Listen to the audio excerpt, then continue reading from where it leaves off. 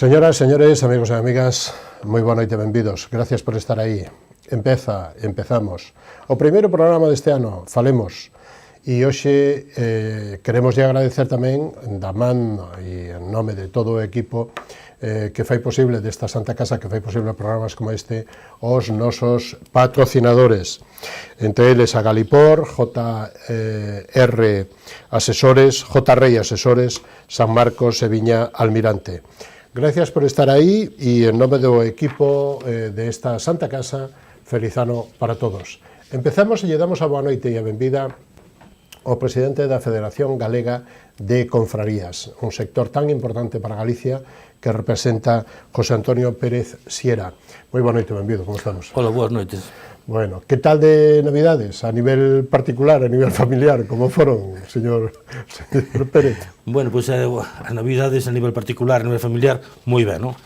A verdade é que estamos todos ben, non hubo contratiempo ningún, e iso é o principal. Vostede é moito destas datas ou pouco?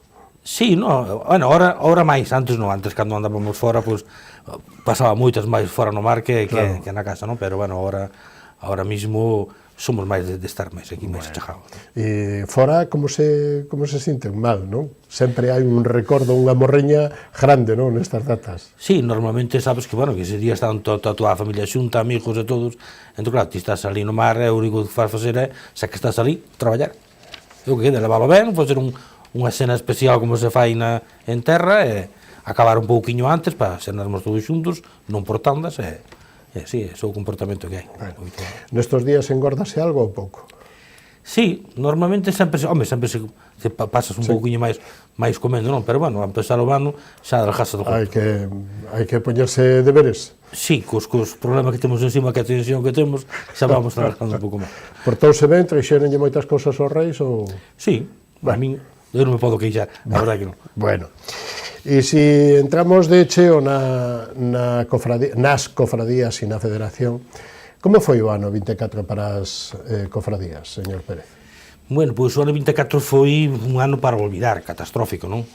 Os datos están aí, viñamos arrastrando xa desde o 2023, de que foi desta das chuvias, das riadas que tuvemos, según eso, e viñamos arrastrando xa todo o ano, porque, como todos sabemos, que o marisco, aínda que intente regenerar, e se está intentando regenerar, traballo de limpieza, rareos e todo, pero fai falta o tempo, porque o marisco non crece dun día para o outro, non? Fai falta que se vai sembrar e que teñamos a suerte de que vai lográndose esa cría, e depois tempo para crecer, non? Este ano sabemos que foi un ano tamén por encima deso malo a nivel general, xa de marisqueo, falamos de nécora, falamos de centona, falamos de camarón, pois incluído tamén outra clase de actividades como a peixe, pulpo e outras cousas, non? Xa digo, un ano para olvidar. Para olvidar. E en moitas cousas, ou en algúns sectores, o marisqueo, digamos que as causas están máis ou menos á vista de todo o mundo, que son as riadas que hubo o pasado outubro e tal, no ano pasado, non estas anteriores. E nas outras especies non se sabe tanto, non?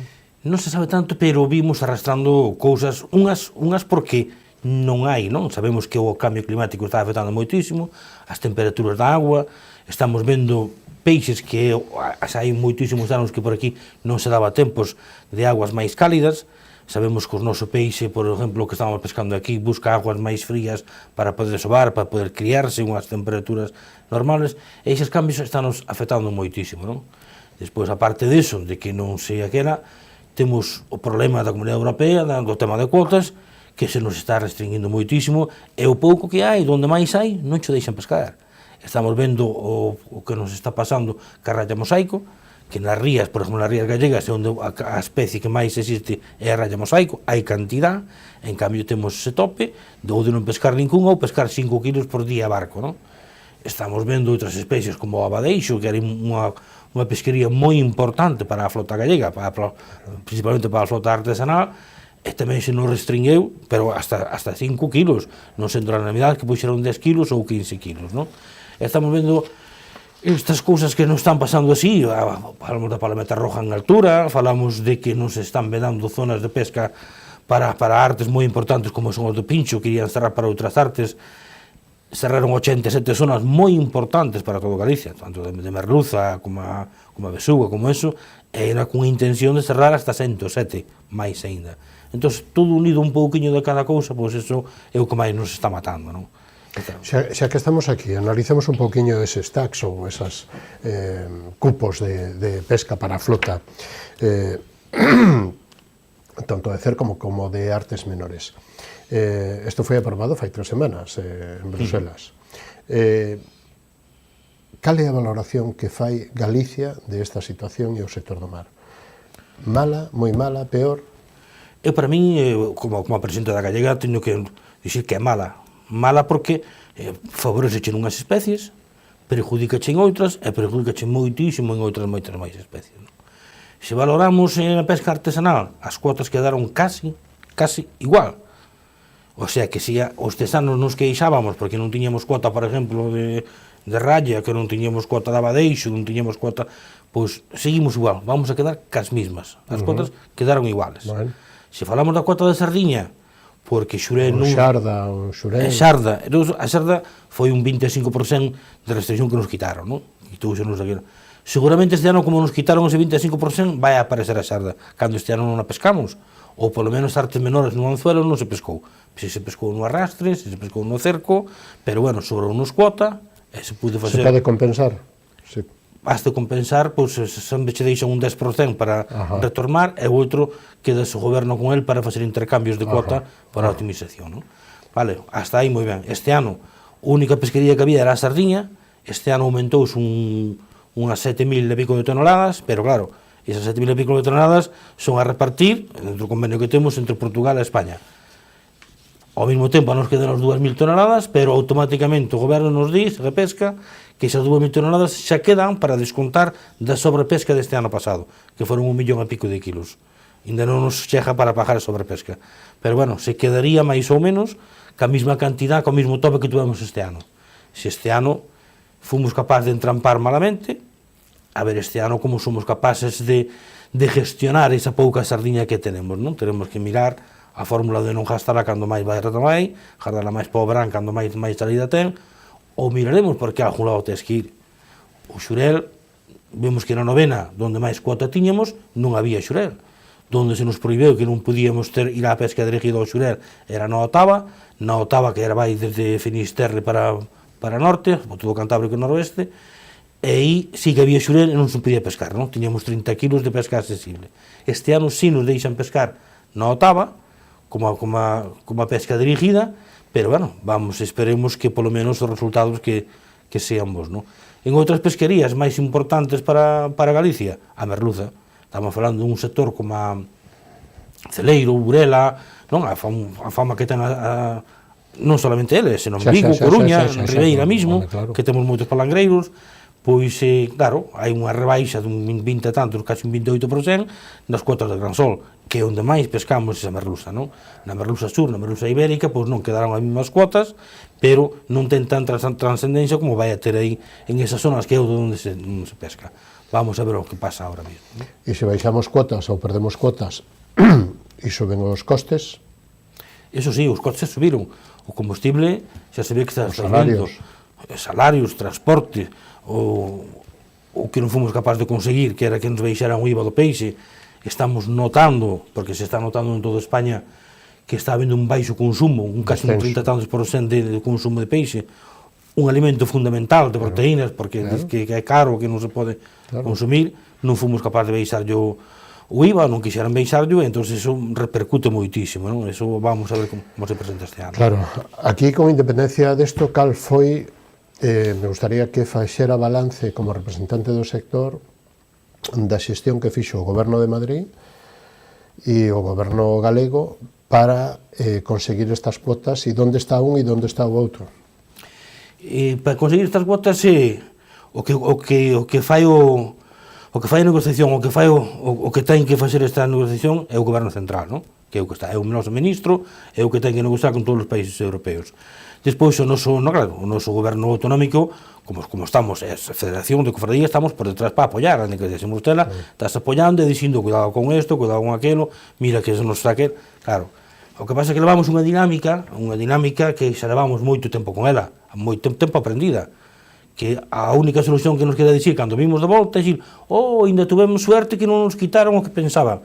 Sempre nos anuncian uns meses antes que nos van a reducir un 30 ou un 40% a merluza.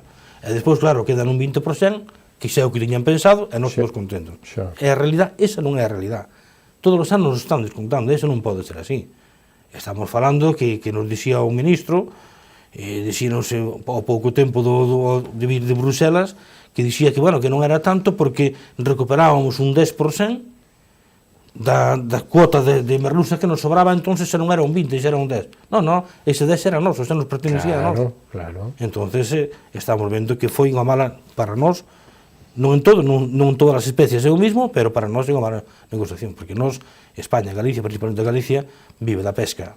A pesca é fundamental. Claro, e é un sector tan importante para Galicia, non só para os povos que son costeiros, sino para toda a economía que move Galicia, dende a conserva, dende o alimento fresco, dende o conxelado, todo o que representamos en Galicia, non? Sí, a pesca en Galicia é unha das máis importantes na economía social, na economía azul, pero estamos aí, porque que nadie, a xente que se poña a pensar, que se imagine que serían os pueblos ribereños, que casi todos os puertos de Galicia teñen un puerto, teñen mariñeiros, sin esa flota, sin eses barcos. Non sería nada. Hoxe en día nadie viría a un pueblo destes.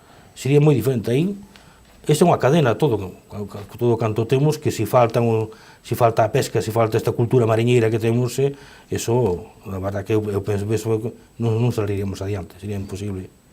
A Unión Europea falla en moitas cousas, pero aquí tamén falla, non? Digamos que non valorar a potencialidade ou a dependencia económica, cultural e social que teñen certas rexións como pode ser Galicia, non? A verdade é que nós nunca entendemos, eu levo tempo peleando por iso, tanto nós, as federacións e as cofradías, non entendemos desde que entramos na Comunidade Europea como non se deron de conta o que eran unhas cofradías, como non se deron de conta a economía social que somos, a economía azul, a gestión que non ten nada que ver, que nós non temos nada en contra das OPEs, nos produtores, pero como, cando entramos, como non se deron de conta desa gestión que estamos facendo? Que temos gestión, congestión, comercialización, temos de todo. E somos unhas empresas que estamos aí, duramos máis de 100 anos, en toda España, estamos aí. En cambio, hubo OPEs que se fixeron, outro tema moi data, pero para nós é inconcebible, non? Que teñamos tamén que teñamos parlamentarios de moitísimos, de todos os partidos en Galicia, que teñamos alá, que non se hubieran dado conta de joder, pero como é posible que unha cofradía, que a gestión, con todo o canto se fai, que non se hubieran sido reconocidas, e ainda non somos. E ainda agora estamos peleando por eso, cando Bruselas se nos pasa a pelota, que nos di que non ten que facer agora é o noso goberno. Bueno, pois aí estamos intentando facer esa lucha, esa pelea, non? Nós o que queremos é que as cofradías sigan para adiante, non é tan fácil tampouco facer un OP, hai cofradías que si poden facelo, algunhas só fixeron, pero non é tan fácil cumplir ca normativa que ten para facer un OP. Non é tan fácil. Cando hai cofradías moi pequeniñas, con moi pouquinha xente, porque moitos son mariscadores e mariscadoras a pé ou mariscadores a flote, non teñen outra suerte como teñen outras cofradías que teñen outras artes, que poden ter arrastre, que poden ter cerco, que poden ter barcos do pulpo, é unha gestión moi diferente, non? O que máis malo están pasando ahora mismo, que sabemos que sai de facturación por baixo do 50% de outros anos, son as cofradías que non tiñan máis que marisqueo, que lle morreu todo, e estánse acabando as axudas porque non cumple esa normativa dos fondos FEMPA.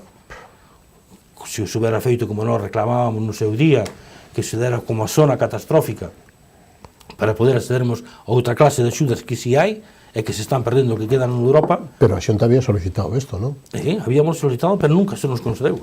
Nós sabíamos que estaba difícil, non? Porque había outras zonas que ainda hoxe en día non se deran como zonas catastróficas e arrasou todo. Vou poner un exemplo como en Valencia ou como na Palma ou como en outras zonas de toda, non?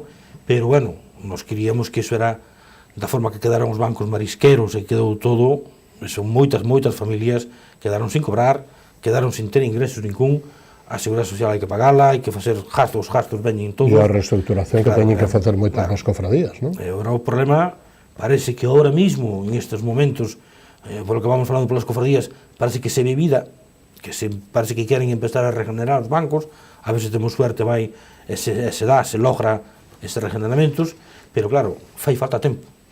A xente ten que comer todos os días. Sí, entramos neso, pero antes, porcentaje. Cofradías que tuveron que reducir personal, cofradías que teñan problemas de, bueno, pues lógicamente de liquidez e de situación económica e que, bueno, que se vexan, que as estén pasando apretadas. A Xunta sigue mantendo esos 550 euros de axuda para profesionales de a pé e de flote de marisqueo? Non, eso foi un único pago que se fixo en ese momento. Agora as axudas que ainda acaban de salir as axudas, saliron varios tipos de axudas, pero claro, esas axudas son para reformar os barcos para un mellor mantenimiento, fixeron axudas agora para jóvenes armadores menores de 40 anos o que queira comprar a súa propia empresa, o seu barco, se vai dar. Pois agora entramos en axudas para regenerar os bancos, como as sementes, incluso se están entrando non solamente en mover os sustratos, senón o que queira unha axuda para contratar os aqueles da Xunta, para mirar como están os fondos, como non están, por onde podemos, se somos capaces de lograr entender por que motivo non se nos lembramos e non nos vai arriba. Como está aí axudando o mundo científico e os centros de investigación que temos aquí?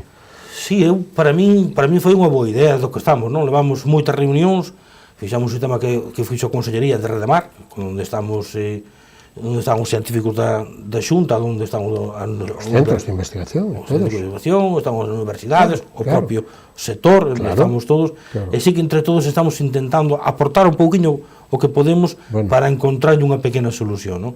Pero claro, agora mismo están sacando axudas para invertir en esas cousas, pero o que vou dicir outra vez o mismo, o tempo para nós é crucial. Se non somos capaces, se vemos que hai vida, pero se a xente non pode salir ao mar a ganar un xornal, isto vai se nos indo pouco a pouco das mans, non? Ese é o problema. E sigue faltando semente, non? Siguen faltando hatcheries ou sementeiras ou produción de semilla de todo tipo de bivalvos, salvo do mexillón que se colle por aí, non? Pero da meixa, de berberecho e de tal. Cando se chegará a que Galicia sea capaz de autoabastecerse incluso de especies que sean máis resistentes a estas situacións de cambios ou de perda de salinidade nas bocas dos ríos e isto? Pois en iso é no que está máis centrado ahora mesmo a Consellería, pois para facer esa cría de berberecho, principalmente estamos falando do berberecho, para que sea capaz de aguantar moito máis a agua dulce e que sea capaz de adaptarse. Eses cambios por riadas ou algo. Claro, iso é máis importante, non? E despois, claro... Pero eso non é por un ano. Non, iso non é por un ano. Iso é a medio plazo... A fórmula, e depois hai que facer a semilla para poder regenerar todo eso, non? É verdad que en hatcheries hai moi pouquiñas, hai moi poucas, por exemplo, Noia que sempre foi unha deficiencia de Galicia, non? Do sector. Sí, antes tiñamos, a verdade que tiñamos, pero non era tan demandada a cría como é agora. Agora, claro, con estas riadas ainda moito máis, non? Xa tiñamos, porque cando estaba Rosa Quintana xa mesmo estábamos buscando nos clústeres en Couso, buscar nas zonas para facer un convenio con eles para que fixeran a semente para repartir, non? Agora veunos esta debacle total, é claro, moito máis difícil. Eu tamén che podo asegurar, eu pola miña cofradía de Ribeira, todo o ano canto sembramos o ano pasado, que foi unha cantidad bastante copiosa de cría todo, pero non recollemos o fruto. Non recollemos o fruto porque non... Non medra? Non nos vai arriba, desaparece, chega un momento que desaparece todo, esa cría pequena. En cambio, estamos probando outros métodos, que ahora mismo levamos un mes e pico cas nosas concesións abertas, e temos unha zona que había moita cría, e cerrámola, porque o ano pasado fixemos un traslado de aí para os bancos nosos, e iso sí que se ve, que se logra que se vai arriba. Aí vese que o que é o tótono teu, o que está criado ali, que sí que vai arriba, non? Entón, claro, estamos intentando enfocar por aí. Pero tamén hai un pouco de descoloque, non? Da situación, non? Donde máis resultado lle está dando eso da sembra é o marisque a pé, non? As mariscadoras, pois, elas sembran, regeneran, limpan, Rareos dá moito traballo, a verdade é que teñen moito traballo, ás veces non sacan o fruto, xa, a compensación. A compensación que eles deberían sacar, pero bueno, polo menos elas intentan, non? E están sempre aí machacando, intentando. A flota é moi diferente, non? A flota sabemos que é unha semilla que tens que botar aí na agua, e según as temperaturas, según as corrientes, vai a salir ou non vai a salir. E os depredadores. E os depredadores, claro. Pois, sempre están aí, sempre estuveron, e donde ven comida sempre van a estar aí, non? Pero bueno, non sabemos por que motivo, se non fainos moito mellor para os nosos terrenos labrar, mover o substrato, dasnos moito máis resultado, non? Que iso.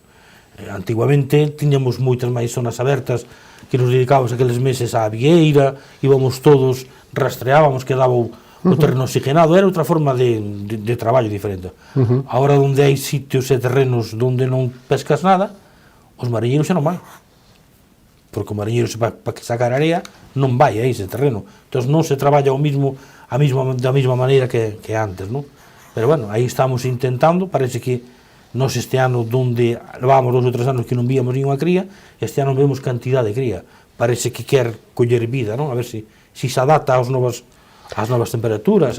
Esa mesa do marisqueo, por quen está formada e que representantes ten un pouco de todas as cofradías e das federacións? Sí, tamén dos biólogos, da Xunta? Ten de todo, están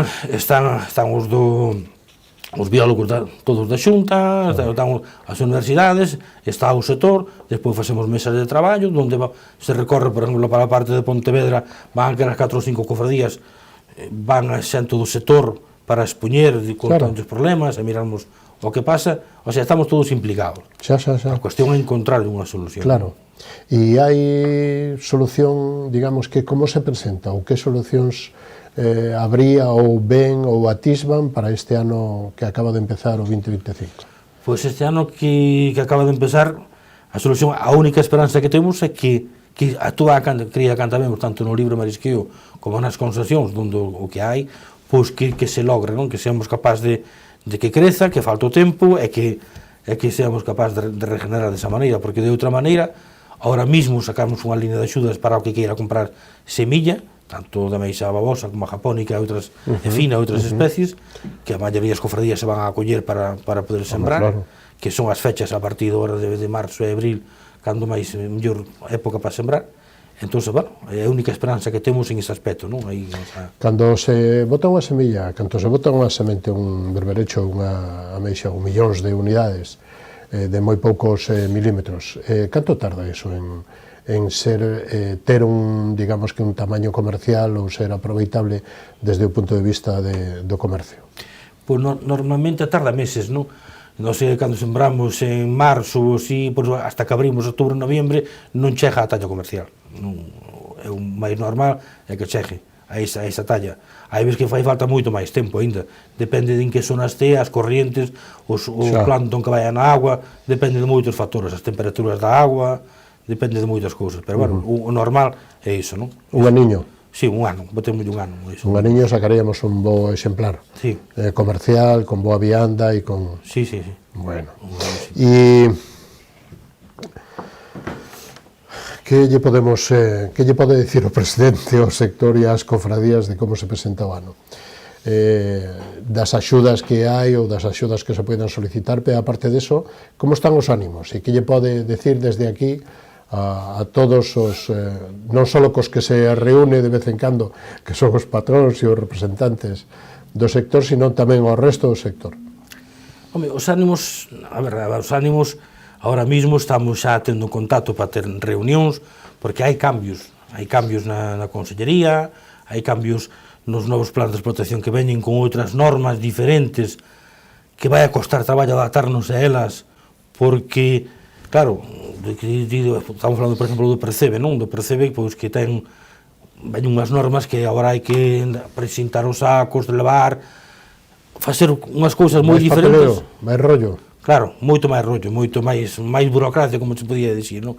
Entón, claro, a xente antes non estábamos acostumbrado a iso, e agora veñen moitos cambios moi diferentes, que agora mesmo temos para solicitar unha reunión co conselleiro e máis cos directores de desenvolvemento pesqueiro para ter co sector do Percebe e con outros sectores para intentar chegarmos a un acordo de como podemos buscar a mellor forma de traballarmos, non? E de traballarmos é que se fagan ben as cousas. Cousas que empeza o ano e empezamos con cousas moi diferentes, non? Estabas estudiando tamén o tema do polvo. O tema do polvo, pois, o ano pasado, antes de marchar o director que estaba, pois falábase de que seguramente das cousas iban tan mal no pulpo, pois que habría que darlle un pouco máis tempo, aínda que foran uns meses subvencionados, non? O paro biolóxico. Facer un paro biológico, pero claro, non é tan fácil como nos pensábamos. Unha, que hai que cumplir uns requisitos que todas as embarcacións, unha vez que mandas parar, como se falaba, que non é fijo, son cousas que se barajaron, pero non é a realidade do que se falou, non? Ibas a estudiar, están estudiando ahora que meses serían millores, pero é moi difícil facer unha parada de 4 meses sin cobrar. Cobras cando acaba a temporada, os ingresos nas familias non están ala moi ben porque xa vimos de caída, e despois ainda hai que contar que as entidades, co personal das entidades, se non hai ingresos, porque o marisqueo fallou totalmente, se a outra poucas artes que hai, este ano a Centola, sabemos que foi a nivel de pesquería un fracaso, a nivel económico, ben. Estamos falando que na pesquería da Centola, por exemplo, que subiu moito o precio. Claro, foi unha pesquería que levamos hasta a fecha de hoxe desde Cabreu, 20.000 kilos, ou na nosa lonja mesmo, nunha lonja sola, 20.000 kilos menos de Centola, pero en cambio levas facturado 30.000 euros máis. Xa. Pero eso tampouco é bo de todo. Non é bo. Esa é a realidade, claro. que non é bo, non?